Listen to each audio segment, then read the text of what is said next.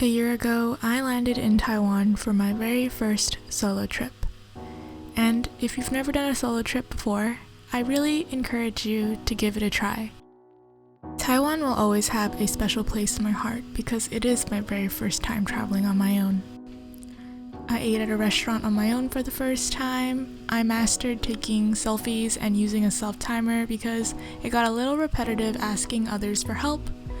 My sister and her friends did join me a couple of days after, but I truly did appreciate the time I had on my own, trying to explore a very different space. Soon after, I was off to Seoul to start my exchange semester there. I was there early to try to get to know the city better, and I got to meet some really amazing friends along the way.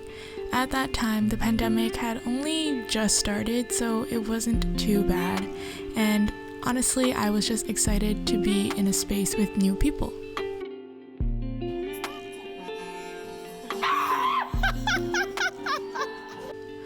Navigating COVID in a country where you don't speak the language was only made bearable by the friends that I had there.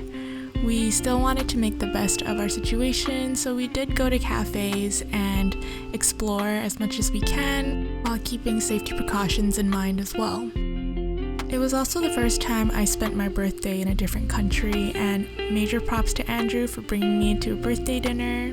I also made the spontaneous decision to do my hair while I was there, and luckily it didn't turn out half bad.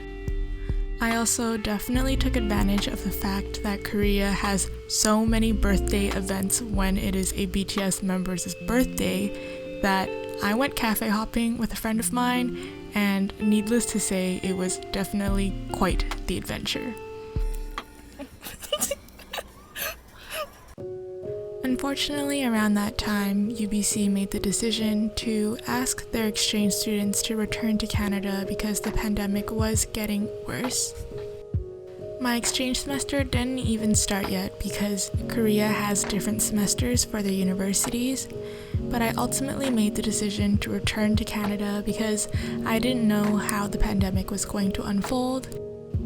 Even though my time in South Korea was very short, I'm still very grateful for the time that I had there and the connections that I made, despite all the things that were going on at that time.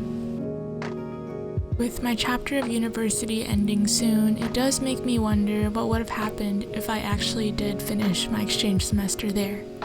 But hopefully, in the future, I'll get the opportunity to return to both Taiwan and South Korea, and maybe finish it off in a way that I pictured it would.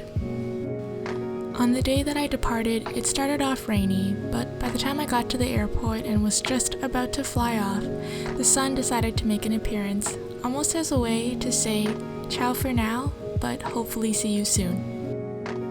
What started off as a life-changing adventure did unfortunately have to come to an abrupt end, but I also know this won't be the last of my travels, and as soon as things get better, I am hoping to explore new places as soon as I can.